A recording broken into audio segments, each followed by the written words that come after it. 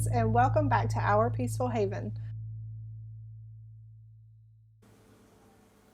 Good morning, friends. I hope you've all had a lovely week. I've got my little helper in the kitchen today, and we are going to fix breakfast first. We're having some milky rice, turkey bacon, and eggs, and then we're going to make some sandwich bread.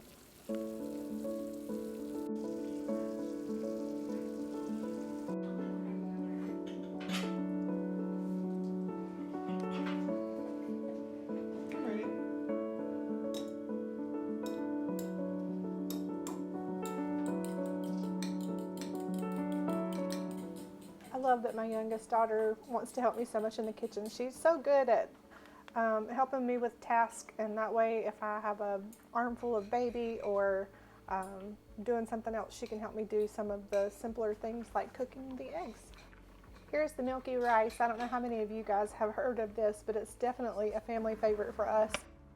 My mother-in-law has always made milky rice for breakfast, and so my kids have learned to love it. My husband loves it. We all love it. It's so delicious. It's just rice with milk, and you cook it sort of like a risotto, and you add milk as you need to, and when it's done, it's delicious.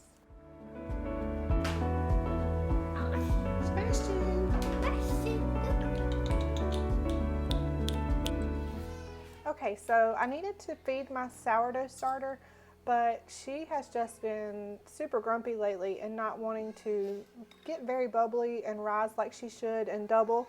So I've just decided that I'm gonna put her aside, and yes, I call her her, but I decided to just take a little bit out to keep, and then I'm gonna put the rest into my white bread recipe. My starter is not very active. I'm gonna just put the rest of this in my bread. It's not gonna do anything to my bread really. It might help it rise just a little bit more, but other than that, it's not really going to make a difference. But I don't like to waste all of that flour, so I'll either make sourdough crackers with it, or I just add it to something that I'm making, like pancakes or waffles or any sort of bread, sweet bread, cookies, things like that. You can just add it in there so you're not wasting your discard. So you can see I only kept about 20 grams, and then I'm going to feed that, let it sit for a little while, and then I end up just putting this into my refrigerator. My kitchen is always super cold in the wintertime, and then in the summertime it's super hot. Finding a happy balance for my sourdough starter has been a little bit difficult, and instead of continuing to waste my flour and struggle with this, I'm just going to feed it one last time for now, put it in the refrigerator, and then maybe in a week or so, or 2-3 weeks, whenever I get ready to mess with her again, then I'll grab her back out, feed her several times, and then check and see if she's happy. I have struggled to learn how to make sourdough. When it works out, it is fantastic, and it is so amazing. It's beautiful, it's wonderful, but it's not the easiest bread to learn how to make. It takes a lot of trial and error, and some people get it right the very first time. I am not some people. I did not get it right the first time, so it has been a bit of a struggle, and I actually really enjoy that because I like something that challenges me and just doesn't come naturally. There's a lot to be learned when making bread, and I find it very relaxing. This shows you that an inactive starter is super runny, it doesn't float, and it's definitely not ready to rise a loaf of bread. Okay, enough about sourdough for now. This is just a simple white sandwich bread. The recipe I got off of the back of a bag of flour one time, and I've just been using this. So you want to take active dry yeast. You'll need 2 packets, which equals about 4.5 teaspoons. And you will mix that with warm water. You want your water to be warm like a baby's bath water. You don't want it hot, you don't want it cold, you don't want it cool, you want it just right. So what I typically do is use my thermometer, and I will measure somewhere around 110 to 120. Sometimes this is a little bit hotter than that, but I've noticed that because my kitchen is so cold and my utensils and my bowls are all cold, typically my yeast can handle a little bit warmer water. So, you know, you don't want to do it too hot because then you'll kill your yeast. I added my sugar, and I let that sit for about 5 to 10 minutes to let the yeast bloom. I am adding my salt and giving it a stir to let everything dissolve, and then I will add in some olive oil.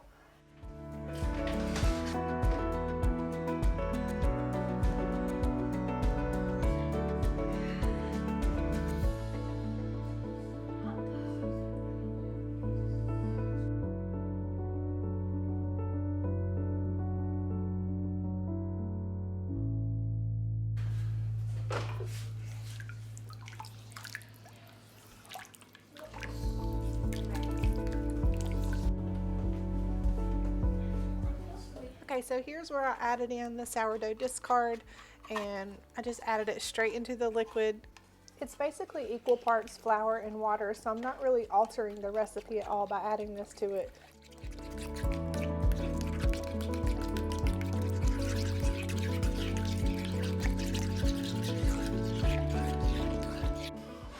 Okay, so now I'm going to start adding my flour 1 cup at a time. Sometimes I will do this where I use my spoon and then I level it off, making sure it's exactly right. Some recipes this is super important to do, but I have found with bread that as long as I mix in about 1 cup at a time, when I get to the last cup, I won't add all of that all in at one time. I will just do a little bit at a time until I can check my dough consistency and get it to where I want it. If I need more, I'll add more, and if I don't, then I've not added that last cup of flour that would possibly make my bread too dry.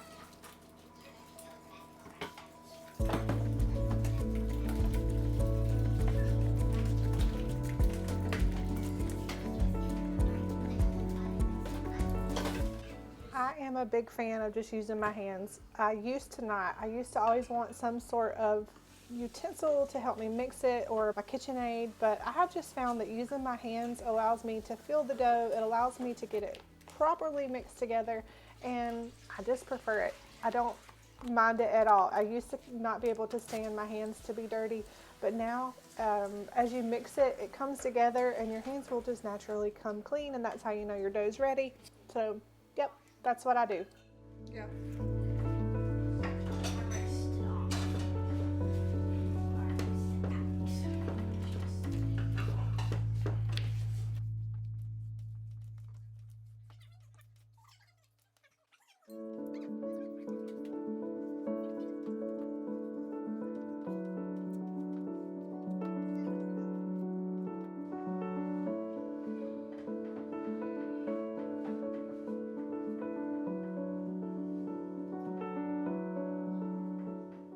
You can see here that my dough is still super shaggy, so I'm going to add more flour and keep kneading it until it comes together into a nice ball of dough that is just slightly sticky, but you want to be able to touch it with your fingers and it not stick to your fingers quite as much as I have going on here.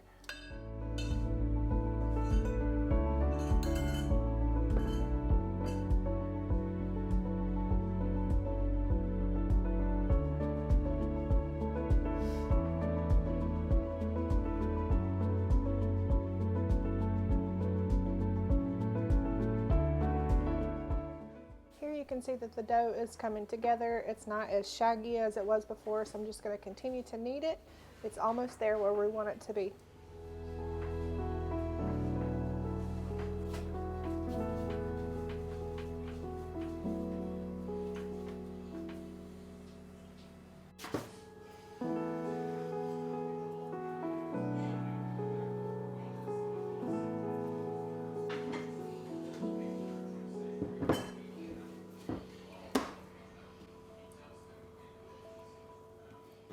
This gets to the point where it's just easier to take it out of the bowl and knead it by hand on the table.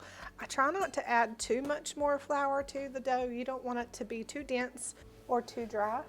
So we will just add enough flour to the table to make it easily kneadable.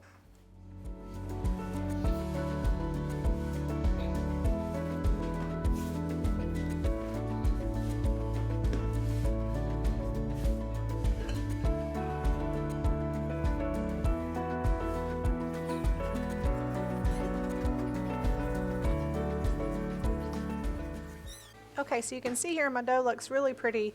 I'm doing the window pane test, so you're going to stretch up just a little bit of your dough and make it to where light comes through. And as you saw there, it tore before I was able to do that, so I know that it's not ready. It's not done kneading, so I'm going to continue to knead it until I can do that window pane test and I can see light through it, but it doesn't tear. That's how I'll know that my dough is done kneading and ready to rise.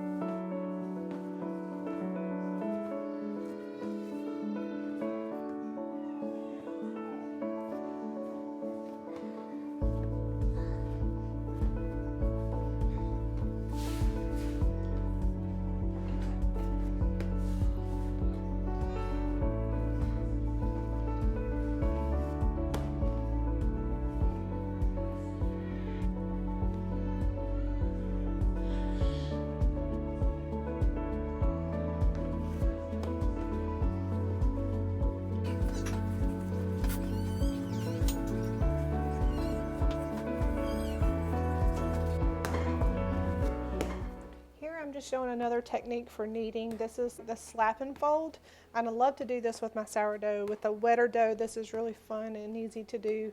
You just slap it with the bottom side up, and you fold it and then turn it, always trying to keep the bottom side up, so that way you're keeping a nice solid surface, which will actually be the top of your bread, if that makes sense. Once you get that done, you're just going to grab and tuck and pull, and keeping a nice tension on the bottom of your loaf. And there you go. You can see my loaf is ready to go. My hands are almost clean.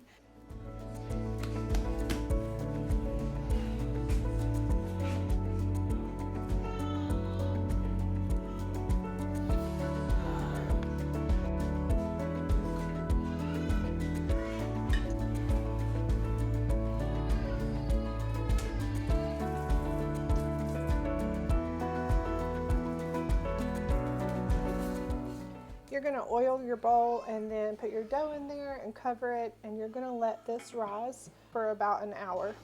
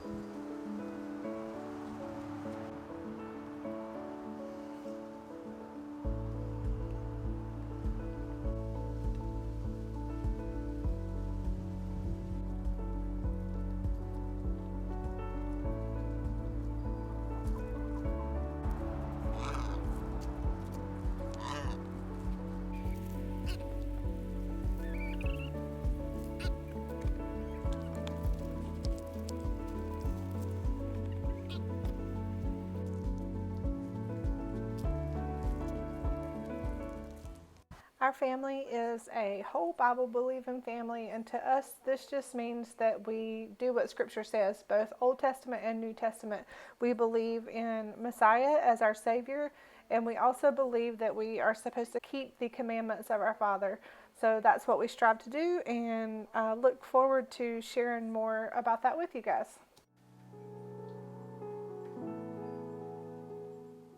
We recently got a shofar for our son for his 15th birthday, and it has been such a joy to watch him learn how to use that.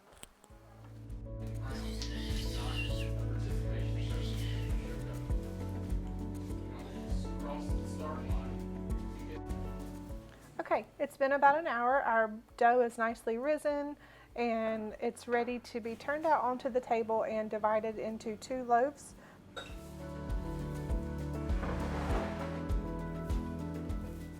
I'm taking my scraper and I am using it to cut the dough into 2 equal portions. I'm going to show you that I fold my dough in 2 different ways. Sometimes I fold it differently. It just totally depends on what the dough feels like in my hands. This one I just folded from the top and then rolled tightly into a roll and then tucked the ends.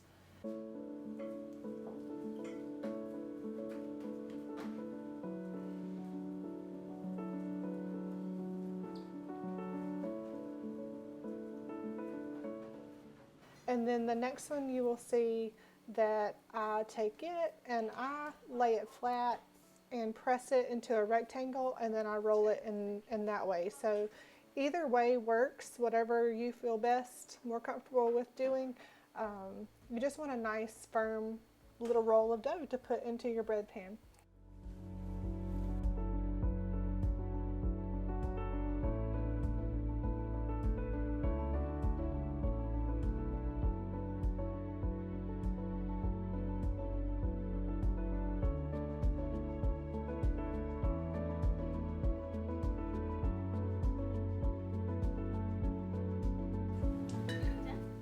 Now you just want to lightly grease your pans with some oil and put your dough inside of each pan. One of my pans is longer than the other, so that's why I chose to roll it the way that I did. We'll put that one into the silver pan and then the other one into the pan that my daughter's greasing, and we're going to let those rise again for about an hour.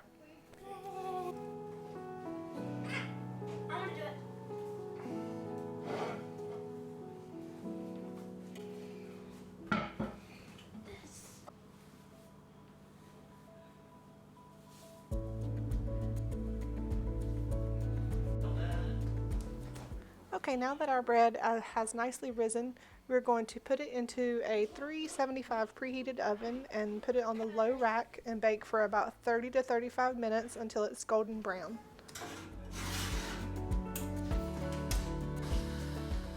And here we are. It looks amazing.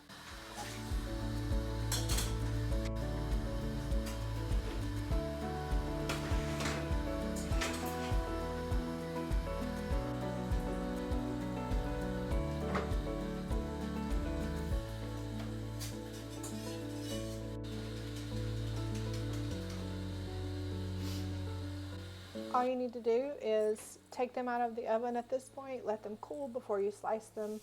We decided to not wait until they were cool before we sliced, and it was just fine. We love yummy, fresh, warm bread, so who can resist that? Once homeschool is done, it's a great little snack to have on hand. So as you can see, the red pan, it is a Le Creuset. I actually found this at a thrift store for like $5 one time. But it doesn't do as well as my USA bake pan, and I just had to take a knife and go around the edges, and it came out. It was a little bit not as pretty as the other one. That's why I really love the USA pans, but it still came out and tasted just as good as the other one. There we go. Careful, hot. Yes, my hands are clean.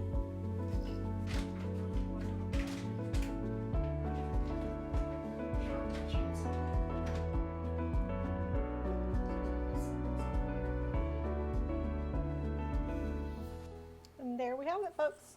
Beautiful homemade white sandwich bread. It slices up perfectly for sandwiches, of course, but it's also great for French toast or for cinnamon bread or for avocado toast, anything you want to eat it with. I'll put the recipe in the description below, so if you make this bread, let me know how it turns out for you. I don't think that your family will be able to resist it just like mine.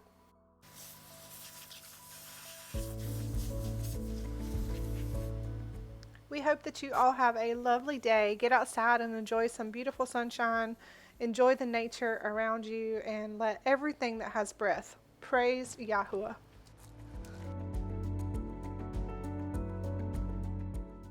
Shalom from our home to yours.